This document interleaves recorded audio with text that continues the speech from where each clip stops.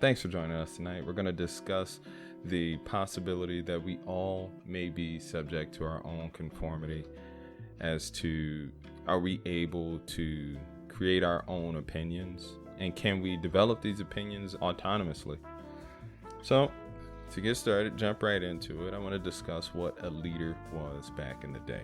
So back in the day, we had leaders that were activists to a degree, right? We had, in my community, it was Martin Luther King, Malcolm X, Marcus Garvey. These are leaders of the past. I've never met these men, but I am conscious of their works. So if I had to paint a picture as to how they went about delivering their message, well, they had to write these speeches and give these speeches in front of large crowds, right? To people who were or were not on board with what they were saying, man. Right in front of a bunch of hecklers, naysayers, people who just really didn't want to have to hear what they had to say.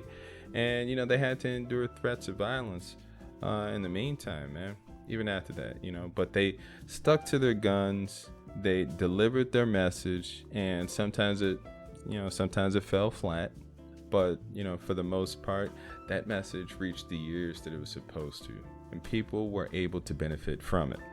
I'm not going to repeat anyone's speech from times past. We all can look and read these things for ourselves because we're all adults, right?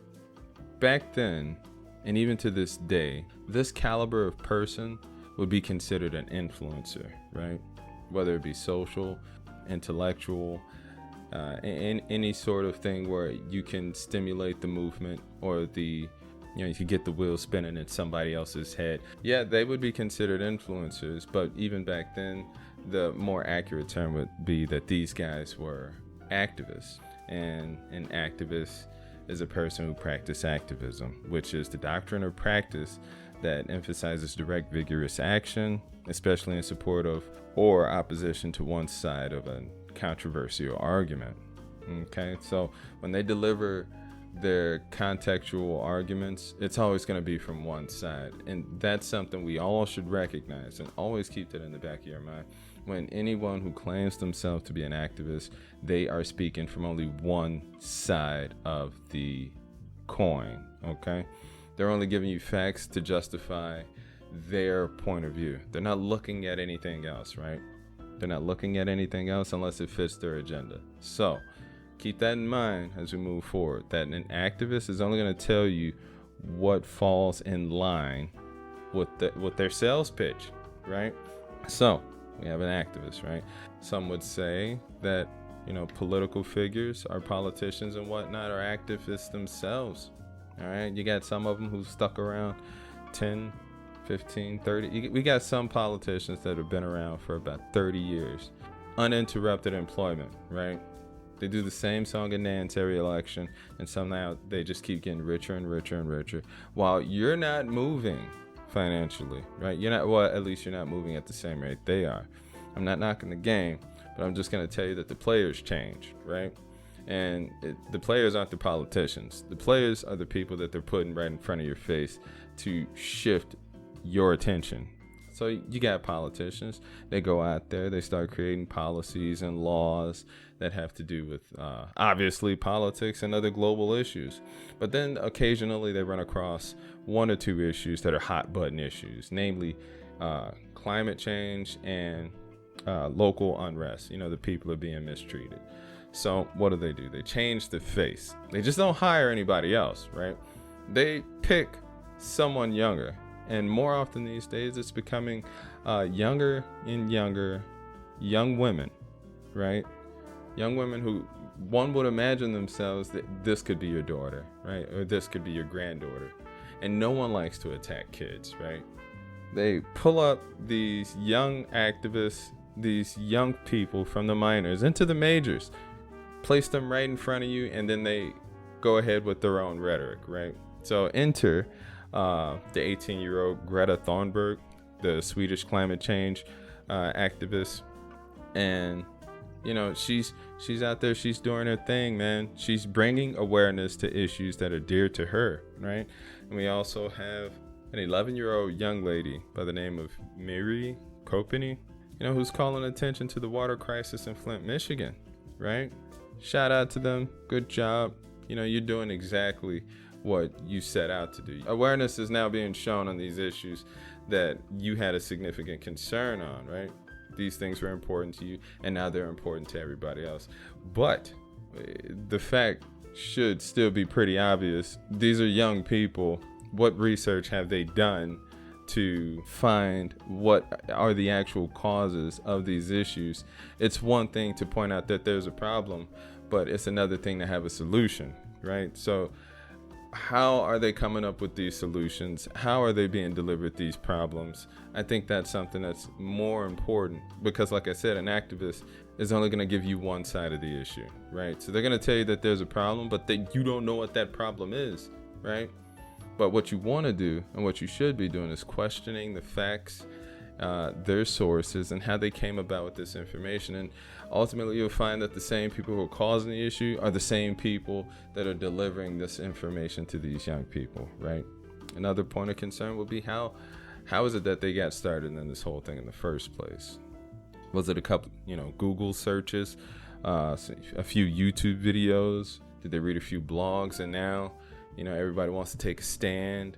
Half the time you got activists, they're actively employed as activists, right? Your whole career, some of these activists, the whole career is to keep the train rolling, man. Keep that gravy train rolling.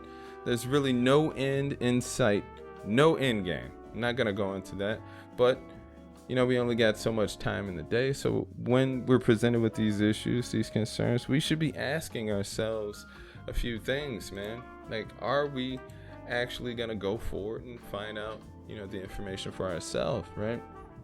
And that puts us in sort of a bind, right? Like, do you have enough time in the day to hunt down this information for yourself, right? Now, stick with me, because we're only talking about activists and activism at this point. Sure, activism is very important, right? The news is only going to give you so much, but some hard-nosed activists, they can actually produce the other side of the issue that social media or your modern news network isn't going to tell you. But do you have the time to validate what they're saying, right? So let's have just a scenario, right? Let's do this Mayan exercise, right? So I'm going to imagine that we're all adults here, right? And we're all adults that are faced with the same conundrum, right? You only have so much time in the day to find out things for yourself, right? So you start off the day, it's at 6 a.m. Start off the day 6 a.m. You eat shit, drink, drive to work, make it there at about 8. You work about 8 to 9 hours. You get off at 5, and then it's about another hour commute home. Okay, so that puts you at 6 p.m. All right, that's 12 hours of your day already gone. It's already consumed you taking care of yourself. And then you got to sleep, right? For your typical adult, you're supposed to get like 7 hours of sleep. So you take your 12 hours, you add your 7 hours worth of sleep, and then you're left with only like 5 hours. And that's assuming you don't eat at night, right? Some of us don't eat, some do. But that assumes that you're not eating. Some of us eat on the way home, but that's unimportant. You take that 19 hours and then you tack on another hour for cooking, and then you're only left with 4 hours of the day, ideally 4 hours of the day. So how are you going to spend the remainder of your time, right? Are you going to hang out with your friends and family? You're going to work on yourself? Are you going to fact check these things that you retweet, share as if they're important to you? Are you going to maintain this facade that you actually give a damn? And in reality, you should probably, work on that, man. You might have other issues going on, seek therapy, but we're going to stick with the assumption that you only have 4 hours to yourself to actually pursue an intellectual truth. Are you going to fact check the, whatever it is these people are telling you? Moving on, there's a strong possibility you may actually get to the bottom of these topics, these facts, these claims that, your politicians or your activists or your influencers that they're giving you, right? You may find the truth. You may find out that these people are complete liars, right? How would you know that, right? So you turn to the internet, right? You turn to, your websites, you turn to the news, you turn to social media, all in the attempt to gather information to solidify your stance, right? To fortify your belief that what you believe is what you believe. Just like your typical American car, right? Your typical American car has parts from Japan, China, and Mexico, right? But that car has to be assembled. Yeah, and in your pursuit to find the truth, you're going to have to assemble the parts to this truth car all by yourself, man. And there's nothing wrong with that. You just need the time to make it happen. What are you going to do? Like I said, you're going to turn to the internet. You're going to turn to social media. And for the most part, all your friends are they're all going to be all in line with a particular theme, right? Because friends just aren't friends for nothing. Friends are like-minded individuals. Yeah, as you turn to social media, you're going to realize that there's going to be a specific theme that's going along. It's almost as if you've built a sort of echo chamber for yourself, right? You have people, you have your friends, your coworkers, your other acquaintances. They're all saying the same thing. It's one big circle jerk of a possible truth, right? But you don't know it's actually the truth. So you consult your sources, man. You go to the YouTube. Again, you go to blogs. You go to, you go out, you chat amongst your friends. But ultimately, what ends up happening is you might end up parroting the opinion of one of these social media influencers, right? Nothing wrong with that, but you can't forget, and you shouldn't confuse your ideas for someone else's. Or maybe you might just want to adopt the opinions of someone else, man. And if that's how the cookie crumbles, man, then that's just how it is. Sometimes we cannot come up or formulate our own thesis, our own warrants for ourselves, right? Sometimes we just have to outsource that. And in some cases, and more often today, our thought processes, our intellectual juices are stimulated by our influencers. And it's more so going to happen via social media, whether it's YouTube, TikTok, or even Twitter, right? These people, these influencers, they have a job, right? They have a job, and their job is to entertain, right? Influencers are entertainers, right? And their job is to entertain. They got wonderful personalities. They're interesting. They're informed. They're able to give you a summarized opinion of a hot button issue to their audience, right? And it comes off as though that it was a genuine thought. But what ends up happening is that audience that receives this genuine thought will begin to parrot this idea instinctively, right? Like, again, you can't forget that your influencer is an entertainer, all right? And their job is to make money. And you can't make money if you're just bouncing around, flip-flopping on topics. All right, people are going to catch wind of that, and then you're going to prove yourself an uncredible source. So what happens? You need to go back, retool, stay on topic, stay on brand, okay? Nothing wrong with that, but again, we have to realize the role of how the information is being delivered to us. So in order to stay on brand, you have to stay on one side of the topic, okay? Like I said, nobody wants you flip-flopping. If you're going to be a great influencer, nobody wants you flip-flopping, or even riding the fence, staying in the middle. No, people like to hear what they want to hear. So your influencer is going to take on the role of an activist, right? So that they're not flip-flopping, so that they only stay on one side of critical issues, right? And as I stated earlier, they're only going to give you information that suits the agenda that they're trying to push, or stay in line with their own brand, in complete ignorance of any truth, any additional information that would prove them not completely informed or boned up on whatever topic they claim to be, okay? Now, I've realized that I've gone on and on about an influencer and an activist and, politicians and whatnot, but you got to follow the logic, okay? Follow the logic, right? So you trust your influencer to deliver information that is accurate, correct, and infallible, right? Or else, why would you even be listening to them? Why would they garner your attention like that? Why would you give them your why would you give them your 2 cents in their comment section, right? Why would you try to form that bond, man? So right now we have a mental aspect that's taking place here.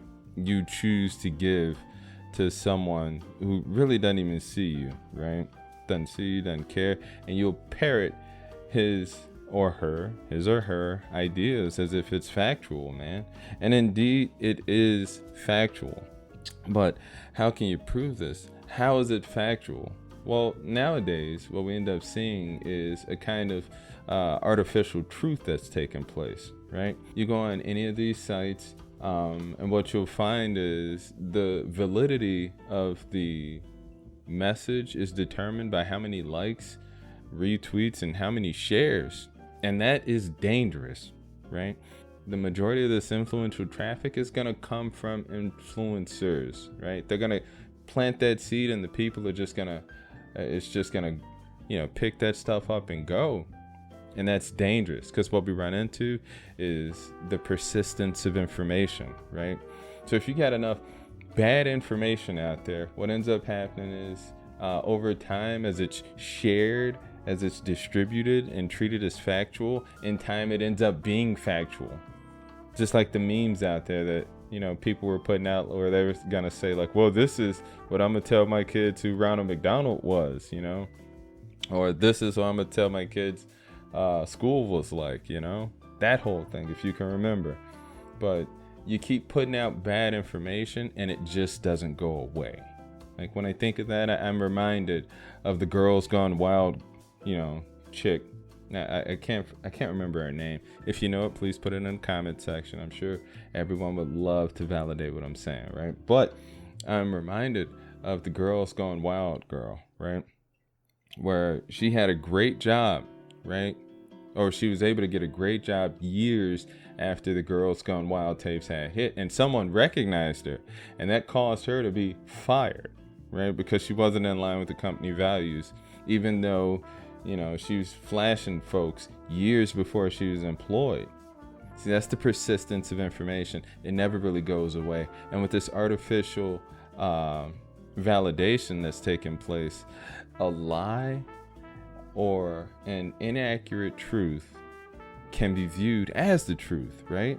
Because like I said, we don't have much time in the day to validate these things. And if you do, how accurate will your own sources be? And I would wager your own sources might even be more accurate than what the people as a whole have gathered for themselves. So that's extremely difficult. It's extremely dangerous, and it really needs to be addressed. But moving on, right? So why would you trust these influencers, whether they be anchors, news anchors, politicians, these coaches, these self-help people? Why would you trust these people to give you factual information? Now, in the past, maybe they did give you information that actually panned out. Maybe they did give you something that made sense. It paid off. Or maybe you just think you have a relationship with these people because they're saying exactly what you want to hear. They're adding validity to maybe a possible false perspective that you have. You got some people telling you need to get the bag, honey, or, some women, once they hit the wall, they're completely useless. They're completely useless. Everybody's got a use. We all got bags. Some people got baggage, whatever. But you have influencers that are pushing a specific team. They have a brand that they're trying to stay in line with, because it's bringing them wealth. Nothing wrong with that. But when you lack the ability to look at the counter arguments, that's a problem. Because you'll be parroting BS and you're not helping anyone. You're actually hurting people, man. You're spreading poison without a cure, and that's just not right. Okay? So you got folks putting out bad information, bad one-sided information. And again, you may say you may not have enough time throughout the day because you don't, or you believe you don't. You might say that you your attention span is low. And then you might even look online to see, what's going on with the human attention span. And I'm going to tell you, it's not what you think. There's been folks going on saying that, your attention span is falling. Now you have less of an attention span than a dang goldfish. I find that quite insulting, by the way. Anybody that should say that about themselves, that's a problem. That is a problem. There's plenty of articles out there that even say that the attention span is falling. But they never reference the actual article. And for that, you got to dig a little bit deeper. Like I said, you're only going to get one side of the argument. You got to find this stuff out for yourself.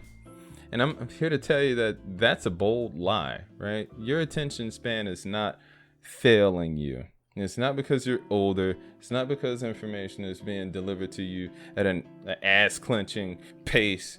You're not overwhelmed with information, okay? Your interests are just out of control. And even in that much, that's not even really the problem. The problem is that you believe these things about yourself. Your attention span is not failing you. You're not overwhelmed with information. I'm going to tell you why. Case in point, you have a doctor, right? You have a doctor.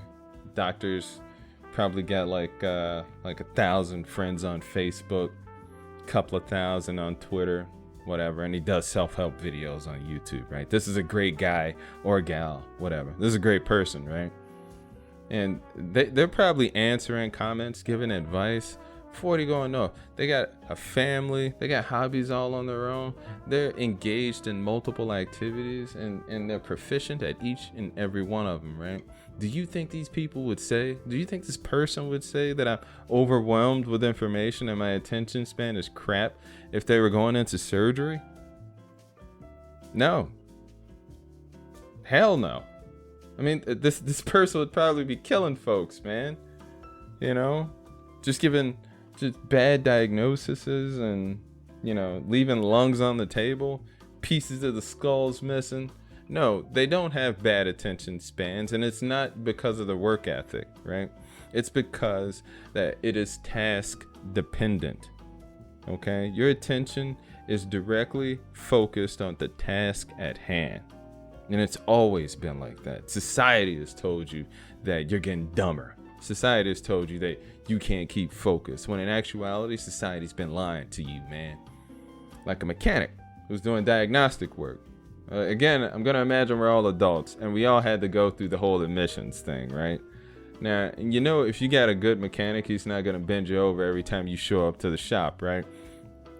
A good mechanic is going to get out his tools, he's going to be methodical, and he's going to find the reason why you're failing the emissions or whatever tick that's happening with your car, right? He's going to be dialed in and focused because that's his job. His attention span is not a concern because he is focused to the task at hand. Okay? So whatever information you're given, it is not overwhelming. Whatever task you're engaged in, it is not more than what you're paid to do, right? So we got to stop this nonsense of believing bad information simply because we believe we don't possess the mental aptitude, the mental capacity to find out the information for ourselves. We're not overwhelmed, okay? You simply believe you're overwhelmed. You've been given bad information, right? It's kind of like the Mandela Effect, right? I'm gonna mention this and then I'm gonna take off. It's kind of like the Mandela Effect, right? Or you get enough people saying the same thing and suddenly it becomes true, when in actuality it was not true the entire time. I'm not gonna say that folks are lying or anything. The Mandela Effect, it has a couple attributes to it, right? It's either false memories, priming, aka suggestibility, right? It's when you're implying something and everyone's implying the same thing, so this implication becomes true because everybody's thinking the same way. But then we also have false statements. We also have false statements and a false retelling of events. So if everybody's saying that they have like a certain ailment, then there's a strong possibility that others will begin to believe it themselves. This goes back to the persistence of information, how bad information can just linger, and bad information will be called as if it's factual when actual good information is present. Okay, we got to stop putting all of our eggs into other people's baskets, man. We're all intelligent, we all have time, and we all have sources, man. Okay, if you want to know something about your past, if you want to know something about history, man, you should be talking to your elderly people. You should talk to your grandparents, your aunts and your uncles, you know, the people who lived it, because those are going to be the people who give you those facts, okay, unadulterated, or they're going to be able to point you in the right direction. They may not be able to give you the complete truth, the complete, you know, rundown of what happened, but they can give you the experience of it. And that's so much more important than these impersonal people trying to give you their brand. Okay? So, in summary, if you should happen to become part of a conversation or a discussion, whereas, you know, you're presented with information, you should be questioning what is it that they're not telling you. When someone tells you you should get the bag, you should ask yourself, why should you get the bag, and what's the outcome of that? If someone's telling you that women who are over the hill are useless, you should ask yourself, why is that? You should be able to ask good questions, man. And there's no such thing as a bad question, right? You miss 100% of the shots you don't take. Okay, you know, we all got brains, man. We're all adults, and we all should be acting like it. Okay. Thanks for tuning in. It's my first video. Let me know, you know, if you got anything you want to say in the comment, if you agree, if you disagree, if you want to expand on the topic a bit, you know, I'll gladly chime in with you. You know, I'm all about moving forward in this world, man. So like, share, comment, subscribe, and I'll catch you on the next one. Peace.